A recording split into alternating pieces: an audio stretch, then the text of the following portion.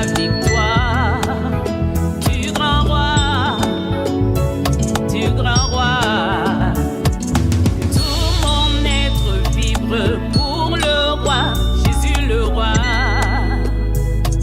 Que toute la terre fasse retentir un cri pour le roi des rois. À celui qui est assis sur le trône et à la trône, soit la louange. À celui qui est assis sur le trône et à la trône, soit la louange. À celui qui est assis sur le trône et à la trône,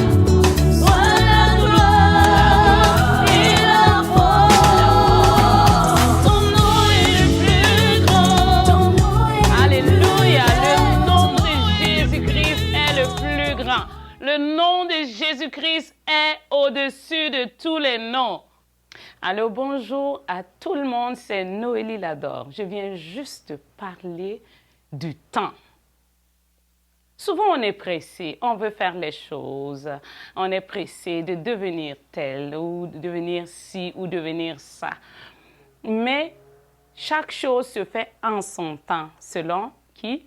Selon l'Ecclésiaste. Chaque chose a son temps. Et il y a des gens qui disent, mais Dieu m'a appelé à faire telle chose. C'est plus fort que moi. Il faut que je commence.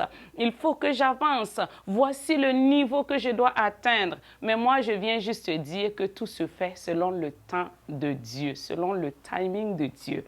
Même si Dieu t'appelle à faire de grandes choses, il faut savoir qu'il y a un travail de fond qui doit être fait.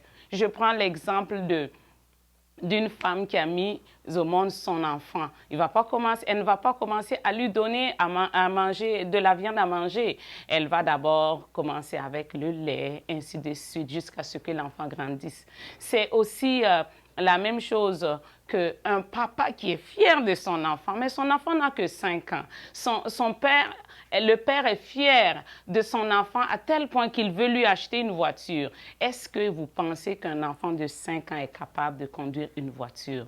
Ça va être un peu difficile. Il faut juste attendre que cet enfant grandisse, qu'il apprenne à conduire, qu'il soit mature, qu'il soit capable de conduire pour ne pas faire des dégâts. C'est la même chose pour nous.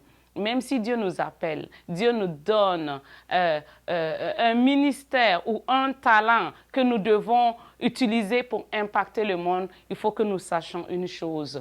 Dieu va d'abord nous transformer. Dieu va d'abord nous donner tout ce qu'il faut pour que nous soyons capables de faire excellemment l'œuvre qu'il nous a confiée.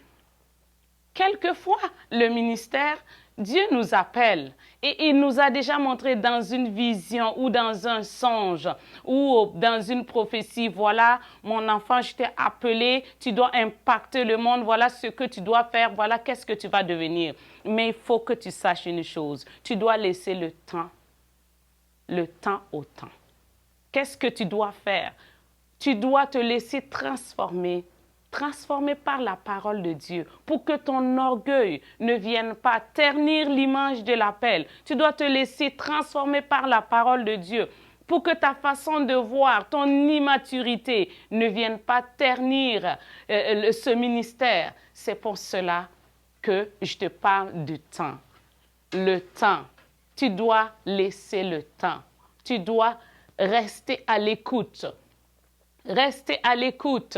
Attendre que ce qui doit être fait, que la transformation qui doit s'opérer en toi se fasse.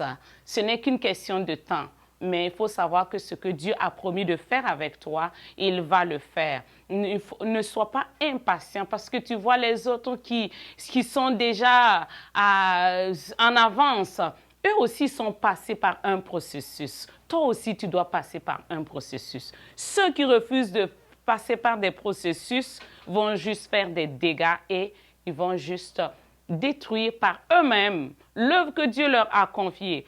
Pas parce que Dieu ne les a pas appelés, mais ils n'ont pas laissé Dieu les transformer, qu'ils soient capables de le faire. Ce n'est qu'une question de temps. Ma sœur, mon frère, tu es appelé à impacter ta génération. Mais attention, il faut laisser Dieu te transformer pour que tu sois capable d'être à mesure de le faire. Sois béni.